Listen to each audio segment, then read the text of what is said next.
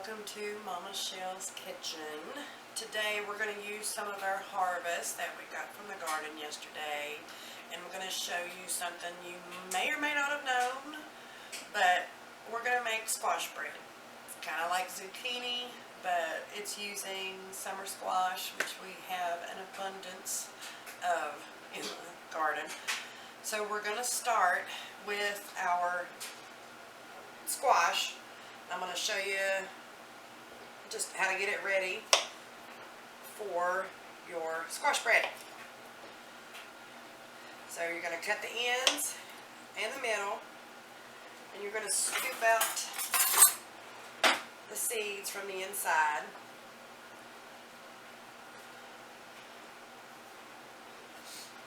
Which on the younger squash it's probably a little harder.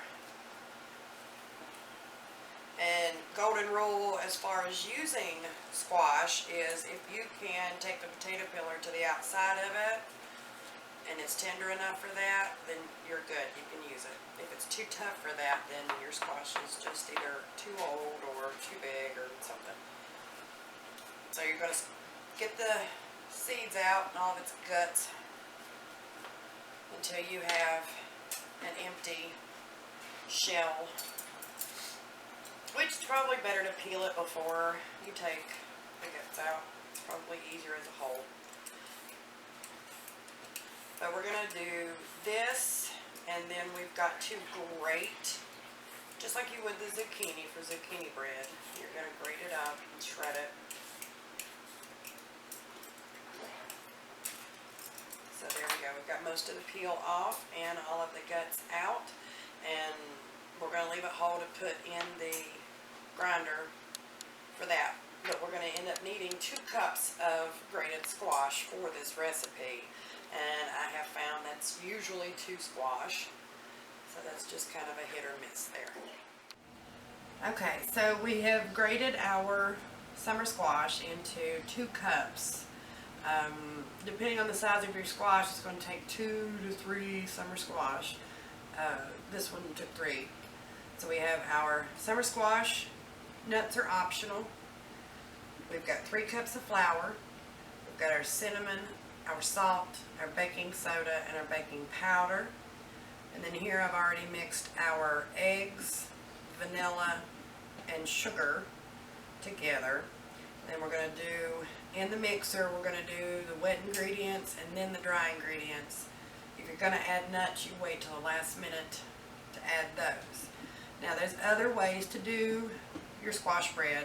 I'm going to do 2 different ones. One of them is going to be just regular squash bread. One of them is going to be chocolate squash bread. Add even more sugar to the otherwise healthy dish. Alright, so we put all of our wet ingredients in the mixer and mixed them, and then we put our dry ingredients in and mixed well. So we've got our, well, baby food looking consistency here of squash bread. And I have sprayed my pan, which I'm going to use this pan. It's got like little mini muffins. That way we can do different ones. So you've got your options. You can add whatever it is that you're liking in your zucchini bread. I'm going to do some with nuts. I'm going to do some with chocolate. I'm going to do some with craisins. So we're going to fill each one of these muffin cups halfway full. And then we're going to bake these at 325 in the oven. Alright, our timer's going off. Our mini loaves that we made, those took about 30 minutes. Our loaf, regular size loaf pan, when you make them in loaves, that recipe makes 2 loaf pans. But we split it between almost a loaf and the mini loaf pans. So when I said fill these half full, that's what I meant. Because if you go over half full, you see that you have some huge muffin tops. But thankfully, these aren't in jeans. So our test of toothpick inserted in the middle comes out clean. We're done. We're good. Yep. When I said halfway full, I meant it. Because, you know, I went over on some of it.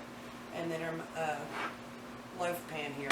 That recipe makes 2 regular size loaf pans. We just divvied them up to do some different ingredients in there.